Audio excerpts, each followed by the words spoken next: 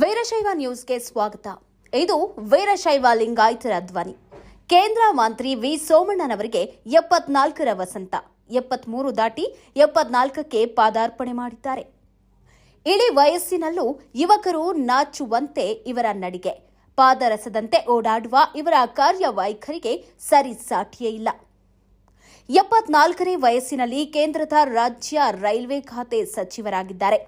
ಕಳೆದ ವಿಧಾನಸಭಾ ಚುನಾವಣೆಯಲ್ಲಿ ಚಾಮರಾಜನಗರ ಮತ್ತು ವರುಣಾ ವಿಧಾನಸಭಾ ಕ್ಷೇತ್ರದಲ್ಲಿ ಸೋತಿದ್ದಾಗ ಸೋಮಣ್ಣನವರ ರಾಜಕೀಯ ಜೀವನ ಮುಗಿದೇ ಹೋಯ್ತು ಅನ್ನುವಾಗಲೇ ಮತ್ತೆ ಫೆನಿಕ್ಸ್ ಪಕ್ಷಿಯಂತೆ ಎದ್ದು ಬಂದಿದ್ದಾರೆ. ಇವರ ಜೀವನದಲ್ಲಿ ಸೋಲು ಗೆಲುವು ಮಾಮೂಲಿ, ಎರಡನ್ನ ಸರಿಸಮವಾಗಿ ತೆಗೆದುಕೊಂಡು ಹೋಗ್ತಿರುವ ಸೋಮಣ್ಣ ಸೋತ್ರು ಧೃತಿಗೆಡದೆ ಸೋತಲ್ಲೇ ಗೆಲ್ಲಬೇಕು ಎನ್ನುವ ಗಾದೆಯಂತೆ ಸೋತ ಜಾಗದಲ್ಲಿಯೇ ಗೆದ್ದು ತೋರಿಸಿದ್ದಾರೆ. ತುಮಕೂರು ಲೋಕಸಭಾ ಚುನಾವಣೆಯಲ್ಲಿ ಗೆದ್ದು ಲೋಕಸಭೆಗೆ ಗೆದ್ದು ಹೋಗಿದ್ದಾರೆ.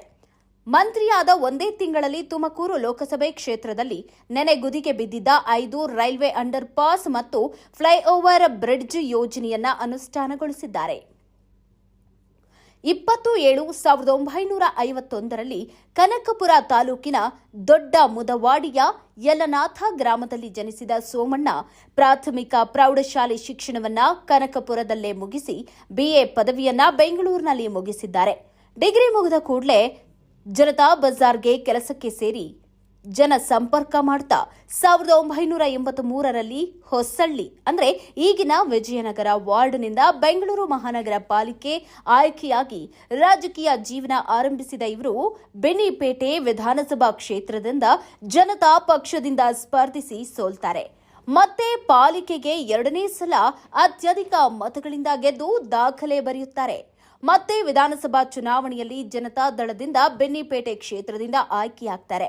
JH ಪಟೇಲ್ ಸಚಿವ ಸಂಪುಟದಲ್ಲಿ ಬಂದೀಖಾನೆ ಸಚಿವರಾಗಿ, ಬೆಂಗಳೂರು ನಗರಾಭಿವೃದ್ಧಿ ಸಚಿವರಾಗಿ ಸೇವೆ ಸಲ್ಲಿಸಿದ್ದಾರೆ. 2ನೇ ಸಲ ಪಕ್ಷೇತರ ಅಭ್ಯರ್ಥಿಯಾಗಿ ಗೆದ್ದು ಕಾಂಗ್ರೆಸ್ನ ಸಹ ಸದಸ್ಯರಾಗ್ತಾರೆ. 3ನೇ ಸಲ ವಿಧಾನಸಭಾ ಪ್ರವೇಶ ಪಡಿತಾರೆ. ಕ್ಷೇತ್ರಗಳು ಪುನರ್ ವಿಂಗಡಣೆಯಾದ ನಂತರ ಗೋವಿಂದರಾಜನಗರ ಕ್ಷೇತ್ರದಿಂದ ಸ್ಪರ್ಧಿಸಿ ಗೆಲ್ತಾರೆ.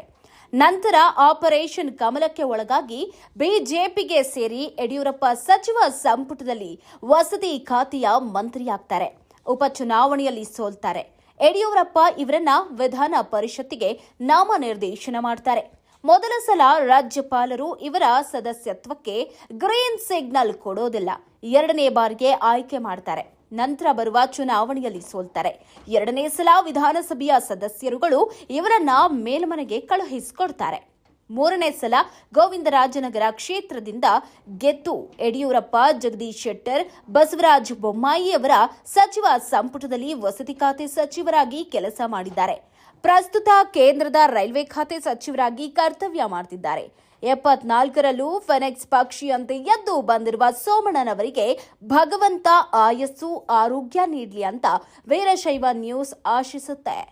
ವರದಿ ಮಹೇಶ್ವರಮೂರ್ತಿ, ನಿಡುವಳ್ಳಿ ಮತ್ತು ತೇಜಸ್ ಪುರವಂತರ್, ತುಮಕೂರು. ವರದಿ ಮಹೇಶ್ವರಮೂರ್ತಿ, ನಿಡುವಳ್ಳಿ ಮತ್ತು ತೇಜಸ್ ಪುರವಂತರ್, ತುಮಕೂರು.